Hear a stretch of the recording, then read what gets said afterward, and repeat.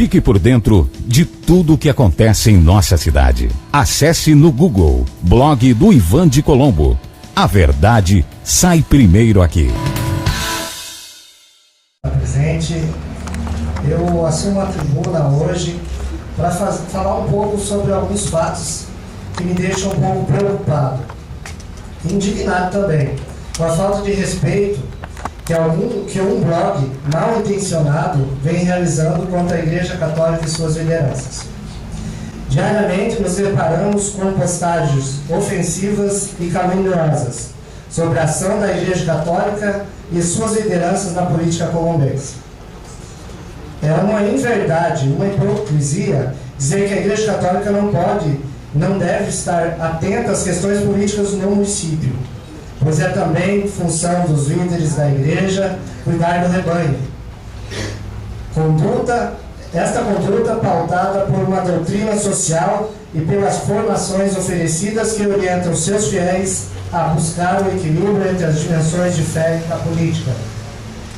A maioria da população de Colombo é cristã, e é o dever do cristão, liderança ou não, lutar pelo bem comum e o bem viver, bem como os direitos de toda a população.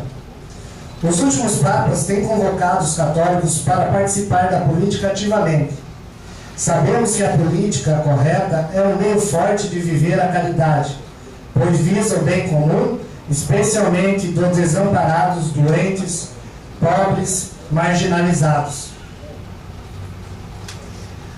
Ao falar da Igreja Católica, precisamos lembrar o que diz os documentos da Igreja e contribuir para a construção de uma sociedade que respeita plenamente a dignidade humana.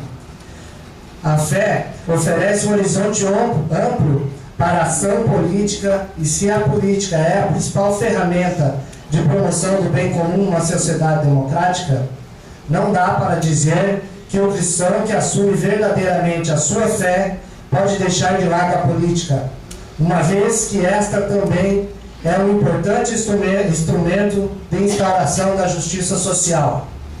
Ademais, é importante ressaltar o compromisso que os homens públicos e formadores de opinião têm com os conteúdos que publicam nos meios de comunicação e nas redes sociais que possuem. Esta possui um papel fundamental na relação de interlocução com os cidadãos e os cidadãos do município. Atualmente, os debates sobre a comunicação ressaltam a importância que a comunicação ética tem para a construção de um conceito de cidadania. Ética e cidadania são importantes para uma boa estruturação de uma sociedade, e sua falta pode provocar a autodestruição dessa sociedade, na medida em que as relações institucionais e pessoais se deteriorizam. Quando falamos em sociedades, estamos reportando a ideia básica de sociedade de inclusão, que dialoga e propõe espaço de interlocução com todas as instituições que a compõem, inclusive aquelas ligadas a crenças dos cidadãos e das cidadãs. Ser cidadão e cidadã carrega em sua etimologia a ideia de alguém que se compõe à sociedade, sendo, portanto, contraditório excluir pessoas e instituições da vida pública de Colombo.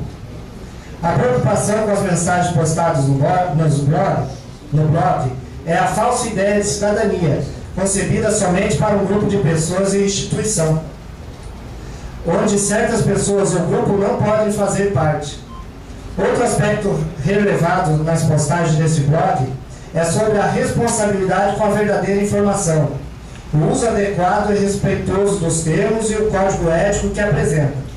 Se nós, pessoas públicas, eleitas pelo voto de milhares de eleitores, não estivermos atentos e atentas a estas questões, certamente uma parte importante nas relações com a comunidade, que é a comunicação, ficará prejudicada.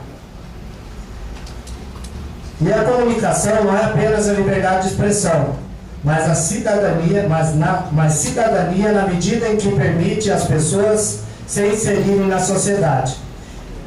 Deve ser objeto de debates e de reflexão dessa casa. Finalizo dizendo e reafirmando o papel importante e fundamental que os blogs têm no nosso município, para desenvolver a formação crítica de cada cidadão. Quem dera pudéssemos ter ainda mais blogs comprometidos com as questões políticas e façam a interlocução com o cidadão.